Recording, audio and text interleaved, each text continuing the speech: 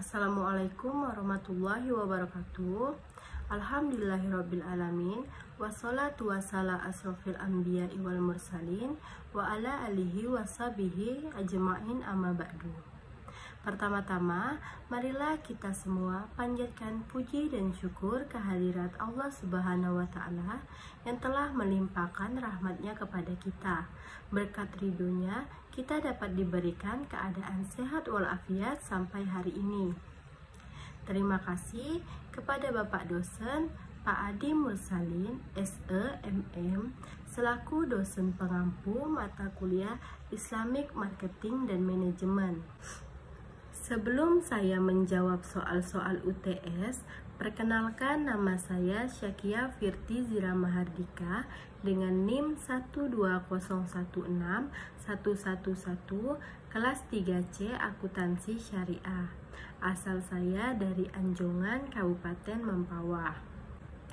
Baiklah, dalam aktivitas selama pembelajaran menggunakan Zoom Meeting, saya selalu hadir sebanyak 8 kali pertemuan.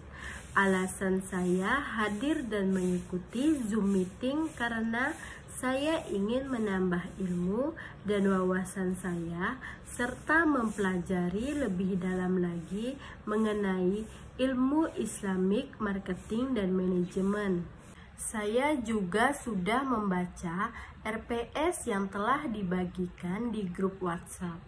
Jadi, isi dari RPS tersebut adalah sebagai seorang mahasiswa ataupun mahasiswi, kita harus mampu memahami serta menjelaskan materi-materi yang telah diberikan oleh Bapak dosen Adi Mursalin, SEMM. Selama perkuliahan ini, saya selalu melakukan dan membuat video record dari pertemuan pertama sampai pertemuan ke-7.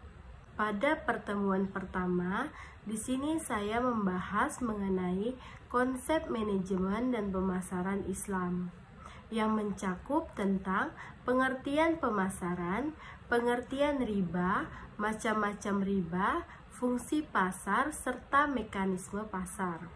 Selanjutnya, pada pertemuan kedua, saya membahas mengenai Maqasid Al-Syariah yang mencakup tentang pengertian maqasid, maqasid dalam perdagangan Islam, serta pentingnya maqasid syariah dalam praktik pemasaran.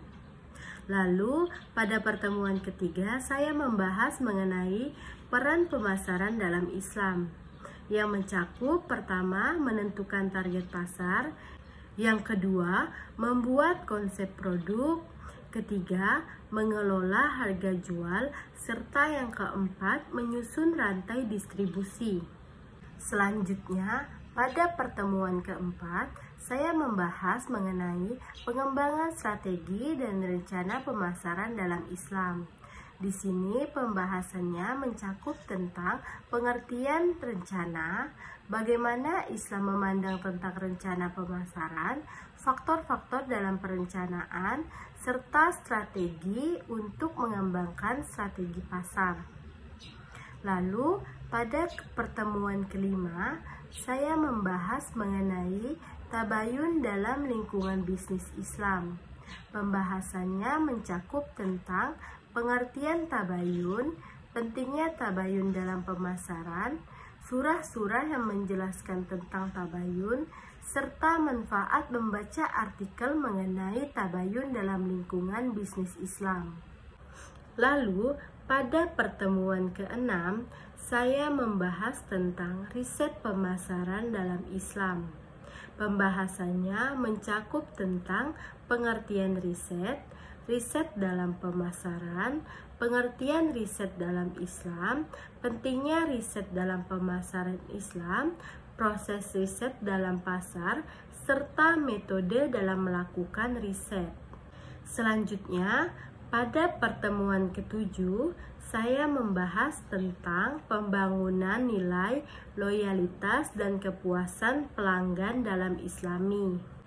Materi yang saya bahas mencakup tentang pengertian pelanggan dan nilai pelanggan menurut para ahli.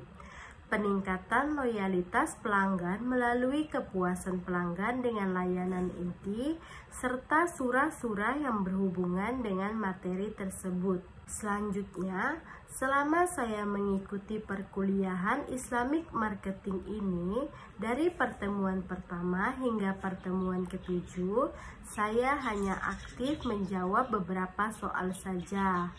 Di antaranya yang pertama mengenai tentang apa yang dimaksud dengan harga yang adil. Jadi, dalam konsep ekonomi Islam, menurut Sudarsono tahun 2003, harga dibentuk oleh keseimbangan permintaan dan penawaran. Keseimbangan tersebut tidak hanya terjadi bila antara penjual dan pembeli tidak bersikap saling merelakan. Kerelaan ini ditentukan oleh penjual dan pembeli dalam mempertahankan kepentingannya atas barang tersebut. Jadi, harga ditentukan oleh kemampuan penjual untuk menyediakan barang yang ditawarkan kepada pembeli dan kemampuan pembeli untuk mendapatkan barang tersebut dari penjual. Lalu pertanyaan kedua yang saya jawab yaitu tentang jelaskan definisi riset pasar dan mengapa manajemen perusahaan melakukan riset pasar. Riset pasar adalah penghubung antara pemasar dengan konsumen dengan cara menyediakan informasi penting yang dapat digunakan untuk menyelesaikan masalah terkait pemasaran, serta membantu dalam pengambilan keputusan pemasaran. Selanjutnya, saya akan menjawab pertanyaan-pertanyaan mengenai teori yang berkenaan dengan Islamic Marketing dan Manajemen. Di sini saya akan membacakan surah Al-Jumu'ah ayat 10 serta isi kandungannya yang berbunyi A'udzubillahi minasyaitonirrajim. Bismillahirrahmanirrahim. فَإِذَا قُضِيَتِ الصَّلَاةُ فَانتَشِرُوا فِي الْأَرْضِ وَابْتَغُوا مِنْ فَضْلِ اللَّهِ وَاشْكُرُوا اللَّهَ كَثِيرًا لَعَلَّكُمْ تُفْلِحُونَ. Artinya, apabila telah ditunaikan sholat, maka bertebaranlah kamu di bumi, dan carilah karunia Allah, dan ingatlah Allah sebanyak-banyaknya supaya kamu beruntung. Isi kandungannya adalah Allah menegaskan bahwasannya tidak menyepelekan aktivitas duniawi yang kita jalani. Seperti dikatakannya, apabila sholat telah dilaksanakan, maka bertebaranlah kamu di bumi. Artinya, setelah sholat dilaksanakan, kita bisa kembali bekerja untuk mencari rezeki. Tetapi ketika waktunya sholat tiba, hentikanlah aktivitas duniawi dan berikanlah atensi penuh untuk menunaikan ibadah. Kaitan surah ini dengan pemasaran adalah saat kita sedang melakukan jual beli, kita dilarang untuk melakukan kecurangan. Kita diharuskan untuk melakukan jual beli ini yang mana harus sesuai dengan syariat Islam yang telah diajarkan oleh Rasulullah SAW, yaitu dengan sikap yang jujur dan amanah agar kita mendapatkan ridho dan berkah dari Allah Subhanahu wa Ta'ala. Selanjutnya, saya akan membacakan surah Al-Maidah ayat 2 yang berbunyi A'udzubillahi minasyaitonirrajim. Bismillahirrahmanirrahim. Ya ayyuhallazina amanu la tuhillu sya'airallahi wa la syahrul harama walal hadiya walal qalaida wala aminal baital harama yabtaguna fadlam min rabbihim wa ridwan wa iza halalatum fastadu wa la yajrimanakum syana'a anu qaumin an sadikum anil masjidil harami antadu wa ta'awanu 'alal birri wat taqwa wa la ta'awanu 'alal ismi wal udwani wattaqullaha innallaha syadidul iqab. Artinya, hai orang-orang yang beriman, janganlah kamu melanggar syiar-syiar Allah, dan janganlah kamu melanggar kehormatan bulan-bulan haram, dan jangan mengganggu binatang-binatang hatia dan binatang-binatang qolaid, dan jangan pula mengganggu orang-orang yang mengunjungi Baitullah sedang mereka mencari karunia dan keridhaan dari Tuhannya. Dan apabila kamu telah menyelesaikan ibadah haji, maka bolehlah berburu, dan janganlah sesekali kebencianmu kepada sesuatu kaum karena mereka menghalangi kamu dari Masjidil Haram, mendorongmu berbuat aniaya kepada mereka, dan tolong menolonglah kamu dalam mengerjakan kebajikan dan takwa, dan jangan tolong menolong dalam berbuat dosa dan pelanggaran, dan bertakwalah kamu kepada Allah.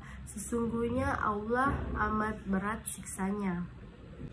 Isi kandungannya adalah ayat ini mengajarkan kita bahwa sikap tolong-menolong merupakan pondasi dalam membangun kerukunan hubungan antar entitas masyarakat. Karena tolong-menolong mencerminkan segala perilaku yang memberi manfaat pada orang lain, yakni saling membantu untuk meringankan beban orang lain, serta dengan melakukan suatu tindakan nyata. Isi kaitan surah ini dengan pemasaran adalah, di saat kita melakukan pemasaran, kita tidak boleh melanggar yang telah Islam ajarkan ke kita. Kita harus melakukan pemasaran dengan memenuhi kebutuhan pelanggan melalui perilaku yang baik dalam memberikan produk dan layanan halal, sehat, murni, dan sah dengan persetujuan, yang dalam keseluruhan prosesnya sesuai dengan akad serta prinsip-prinsip Al-Quran dan hadis. Lalu, di dalam konsep pemasaran syariah, konsep pemasaran syariah di sini merupakan sebuah disiplin bisnis, strategi yang mengarahkan proses penciptaan, penawaran, dan perubahan serius dari suatu inisiator kepada stakeholdernya, yang dalam keseluruhan prosesnya sesuai dengan akad dan prinsip-prinsip muamalah dalam Islam. Di samping itu, Islam mengajarkan untuk menjaga kualitas dan keberadaan produk. Islam melarang jual beli suatu produk yang belum jelas ataupun gharar bagi pembeli. Pasalnya, di sini berpotensi terjadi penipuan dan ketidakadilan terhadap salah satu pihak. Oleh karena itu, Rasulullah SAW telah mengharamkan jual beli barang yang tidak jelas produknya. Produk dalam perspektif syariah harus memenuhi standarisasi mutu dan keberadaan barang. Adapun surahnya terdapat pada surah Al-Baqarah ayat 282 dan surah An-Nisa ayat 29 sebagai berikut. Isi kandungannya adalah Allah memerintahkan untuk melakukan penulisan secara benar atas segala transaksi yang pernah terjadi selama melakukan muamalah. Sedangkan di dalam surah An-Nisa ayat 29, isi kandungannya adalah larangan tegas mengenai memakan harta orang lain atau hartanya sendiri dengan jalan yang batil, kecuali dalam perdagangan yang berlaku atas dasar suka sama suka di antara kamu. Lalu ada istilah Islam sebagai jiwa dalam bisnis dan pemasaran. Apakah saya setuju dengan pernyataan tersebut? Jawaban saya setuju dengan pernyataan tersebut karena pemasaran merupakan bentuk muamalah yang diperbolehkan dalam Islam dengan syarat segala proses transaksinya terpelihara dari hal-hal yang dilarang oleh ketentuan syariah. Pemasaran merupakan proses sosial dan manajerial di mana individu-individu dan kelompok-kelompok mendapatkan apa yang mereka butuhkan dan inginkan melalui penciptaan penawaran dan pertukaran produk-produk ataupun value dengan pihak lainnya. Terdapat 4 karakteristik syariah marketing yang dapat menjadi panduan bagi para pemasar, yaitu yang pertama, teistis, yang kedua, etis, yang ketiga, realistis, dan yang keempat, humanitis. Sehingga pemasaran dan bisnis selalu terkait dengan ketentuan Islam syariah. Selanjutnya, ada beberapa surah yang berhubungan dengan pemasaran. Yang pertama, surah Al-Baqarah ayat 282. Yang isi kandungannya adalah Allah memerintahkan untuk melakukan penulisan secara benar atas segala transaksi yang pernah terjadi selama melakukan muamalah. Hubungannya dengan pemasaran ialah di saat kita melakukan promosi ataupun menyampaikan sebuah produk yang kita ciptakan, maka beritahulah harga yang sebenarnya tanpa ada tambahan yang tinggi, agar kita bisa mendapat keuntungan lebih banyak, karena di dalam surah ini ditegaskan untuk melakukan penulisan secara benar atas segala transaksi yang terjadi selama melakukan muamalah. Selanjutnya terdapat pada surah Al-Hujurat ayat 12 yang isi kandungannya adalah menegaskan dugaan yang tidak berdasar adalah dosa. Dugaan menjadi dosa karena biasanya merupakan pemikiran buruk tanpa dasar. Pemikiran buruk inilah yang menyebabkan seseorang terjerumus dalam dosa. Hubungannya dengan pemasaran adalah ketika sebuah perusahaan memasarkan produk yang berkualitas dengan harga yang murah, lalu kita menduga bahwa produk tersebut adalah produk lama yang sudah tak laku. Hal tersebut adalah perbuatan dosa dan berpikir buruk tanpa tahu kebenarannya ataupun dasar kebenarannya bagaimana. Selanjutnya, pengertian maqasid syariah serta sebutkan lalu bacakan surah dalam Al-Quran yang menjelaskan tentang tijarah beserta isi kandungannya. Maqasid syariah menurut Imam Al-Ghazali yakni adalah agama, jiwa, akal, keturunan dan harta yang menjadi pedoman dasar bagi marketer dan juga sebagai tolak ukur dalam mempertimbangkan efeknya bagi konsumen sehingga tujuan untuk mendapatkan kemaslahatan secara bersama dapat terwujud dan menawarkan serta memasarkan produk kepada konsumen. Seorang marketer perlu mempertimbangkan secara jujur dan penuh tanggung jawab bahwa produk tersebut tidak mengintervensi agama, jiwa, akal serta keturunan dan harta yang menjadi maslahat dasar manusia. Adapun salah satu surah yang menjelaskan tentang tijarah beserta isi kandungannya sebagai berikut. Terdapat pada surah An-Nur ayat 37 yang berbunyi A'udzubillahi minasyaitonirrajim. Bismillahirrahmanirrahim. Rijalul la tulhihim tijaratu wala bay'un an zikrillahi wa iqamis salati wa ita'iz zakati yakhafuna yawman tataqalabu fihil qulubul wala absar. Isi kandungannya adalah mereka yang bertasbih itu adalah orang-orang yang hatinya tidak dilalaikan oleh perdagangan dan jual beli. Betapapun besar dan penting usaha mereka, serta tidak pula lalai dalam melaksanakan sholat dengan baik, benar serta konsisten, dan demikian pula menunaikan zakat secara sempurna. Selanjutnya, pengertian riba beserta jenis dan contohnya. Riba merupakan pengambilan tambahan dari harta pokok ataupun modal. Adapun jenis-jenis riba sebagai berikut. Yang pertama riba fadli. Riba fadli merupakan pertukaran antara barang-barang sejenis dengan kadar ataupun takaran yang berbeda. Contohnya, 3 kilo gandum dengan kualitas baik ditukar dengan 4 kilo gandum berkualitas buruk ataupun yang sudah berkutu. Yang kedua, riba qard.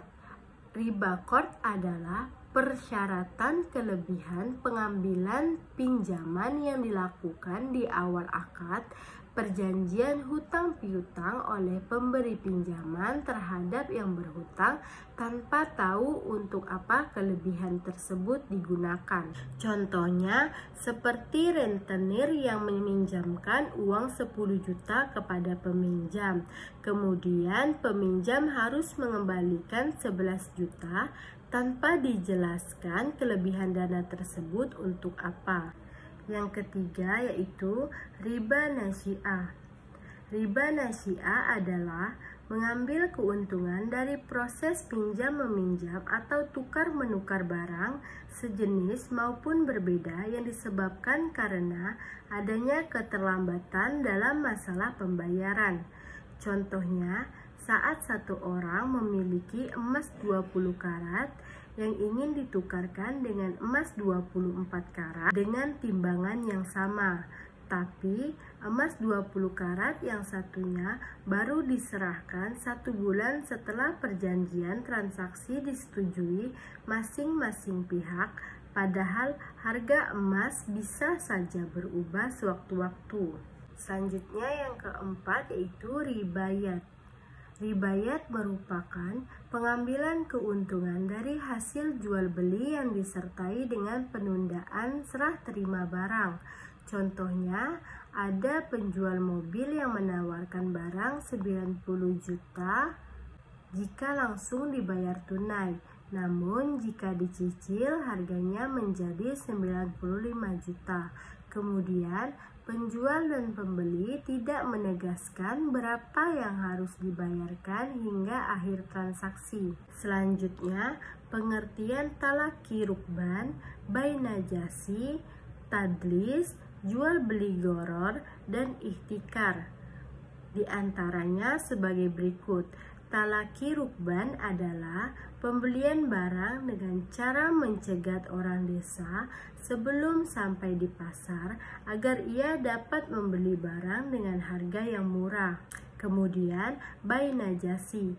Bai najasi merupakan permintaan yang terjadi apabila produsen menciptakan permintaan palsu seolah-olah ada banyak permintaan terhadap harga suatu produk yang menyebabkan harga jual produk itu naik. Kemudian tadlis. Tadlis merupakan kondisi di mana satu pihak tak mengenai kondisi yang sebenarnya.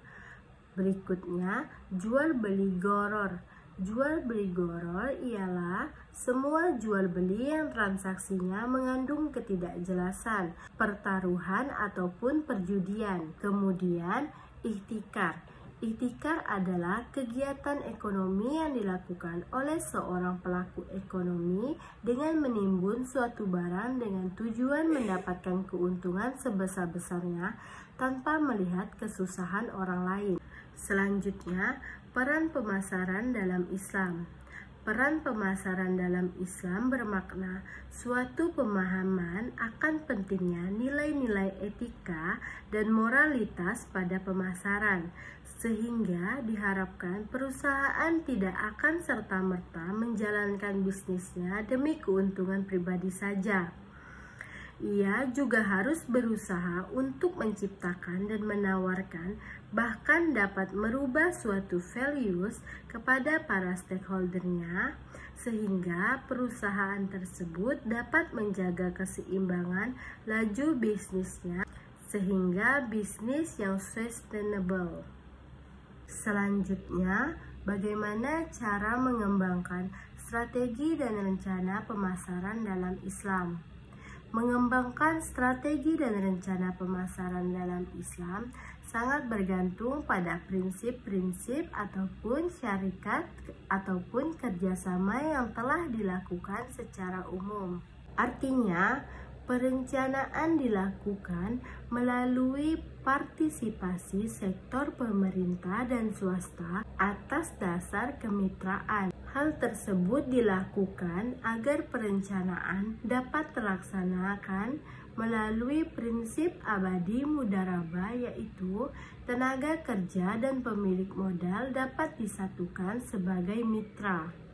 Dengan mempraktikkan prinsip mudharabah dan mengkombinasikan berbagai unit produksi, proyek industri, perdagangan, dan pertanian, serta kerangka perencanaan dapat diterapkan atas dasar prinsip tersebut. Lalu, mengapa perusahaan harus melakukan tabayun dalam mengenal lingkungan bisnis? Karena dengan perusahaan melakukan tabayun ataupun dengan cara meneliti, maka perusahaan akan tahu bagaimana kondisi lingkungan bisnis yang akan dijalankan. Selanjutnya, saya akan membacakan surah An-Nisa ayat 29 yang berbunyi, A'udzubillahi minasyaitonirrajim. Bismillahirrahmanirrahim. Ya ayyuhallazina amanu iza darabtum fi sabilillahi fatabayanu wala taqulu liman alqa ilaikumus salama lasta mu'min tabtaguna aradal hayati dunya fa indallahi maganimu kasira kazalika kuntum min qablu famanallahu alaikum fatabayun innallaha kana bima ta'malun khabir. Isi kandungannya adalah, apabila kamu pergi berperang di jalan Allah, maka telitilah ataupun carilah keterangan, dan janganlah kamu mengatakan kepada orang yang mengucapkan salam kepadamu, kamu bukan seorang yang beriman, lalu kamu membunuhnya dengan maksud mencari harta benda kehidupan dunia, padahal di sisi Allah ada harta yang banyak. Selanjutnya, mengapa riset pemasaran dalam Islam itu penting untuk dipelajari? Alasannya karena riset pemasaran dalam Islam merupakan sebuah penyelidikan yang terorganisir untuk dijadikan sebuah masalah yang lebih spesifik dengan tujuan untuk mencari jawaban ataupun solusi terhadap masalah tersebut, yang mana harus dilakukan dengan sifat yang jujur ataupun tidak dusta dan juga tidak merugikan pihak-pihak lain, agar bermanfaat untuk kemaslahatan hidup manusia. Maka dari itu, riset pemasaran dalam Islam sangat penting untuk dipelajari. Lalu selanjutnya, Bagaimana cara membangun nilai kepuasan pelanggan dan loyalitas pelanggan dalam Islam, serta jelaskan jawabannya disertai dengan surah-surah pendukungnya. Pentingnya mengetahui cara membangun nilai dan loyalitas serta kepuasan pelanggan dalam Islam merupakan faktor penting dalam konsep pemasaran dalam Islam. Pendekatan konsep Islamic marketing terdiri dari 3 konsep, yaitu mass marketing, direct market, dan yang terakhir komunikasi pemasaran. Dan cara mengetahui beberapa besar kepuasan pelanggan kepada produk ataupun jasa yang kita jual kepada pelanggan dan strategi pemasaran dengan mutu total. Yang pertama yang harus kita lakukan saat menjalankan bisnis adalah kita harus menaikkan mutu produk agar tidak kalah dengan para pesaing. Dan juga kita harus menggunakan syariat Islam agar produk kita terjamin kehalalannya. Setelah semua yang dilakukan, kemudian kita bertanya kepada pelanggan apa yang harus kita perbaiki pada bisnis kita, sehingga kita akan lebih teliti dan terus meningkatkan kualitas produk ataupun jasa. Lalu, cara mengetahui peningkatan loyalitas pelanggan melalui kepuasan pelanggan dengan layanan inti, yaitu dengan sikap lemah lembut, murah hati, dan mengutamakan pelanggan. Dengan kita menerapkan teori untuk menjalankan bisnis, ialah salah satu keunggulan bersaing paling efektif dalam bisnis. Berkarakteristik jasa adalah membina hubungan erat dengan konsumen.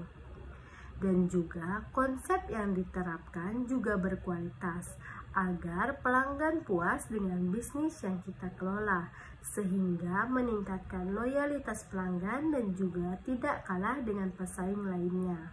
Adapun surah yang berhubungan dengan materi tersebut yaitu terdapat pada surah Al-Hajj ayat 9 yang berbunyi A'udzu billahi minasyaitonir rajim. Bismillahirrahmanirrahim.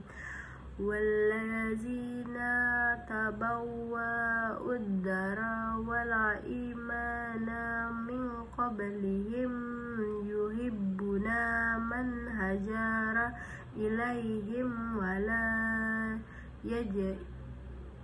yaj'iduna fi sudurihim hajatam mimma utu wa yusiruna alla anfusihim walau kana bihim kasasa wa may yuqasuha nafsihi fa ulaika humul muflihun. Isi kandungannya adalah menjelaskan tentang sikap dan penerimaan kaum Ansor terhadap Muhajirin dengan cinta dan persaudaraan sejati, dan orang-orang Ansor, para penolong yang telah menempati kota Madinah jauh sebelum Rasulullah SAW hijrah ke kota ini. Kaitannya dengan pembangunan nilai dan loyalitas serta kepuasan pelanggan adalah sikap teladan dari kaum Ansor seperti menerima dengan lapang dada dan mengutamakan orang lain dapat menjadi pedoman ataupun panutan kita dalam membangun sebuah nilai, loyalitas, serta kepuasan pelanggan. Demikianlah presentasi dari saya. Semoga hasil yang didapatkan dari presentasi ini bisa bermanfaat untuk kita semua. Jika ada kekurangan, mohon dimaafkan, karena kesempurnaan sungguh hanyalah milik Allah Subhanahu wa Ta'ala saja. Akhirul kalam. Subhanaka Allahumma wa bihamdika asyhadu an la ilaha illa anta astaghfiruka wa atubu ilaik. Wassalamualaikum warahmatullahi wabarakatuh. Sekian, terima kasih.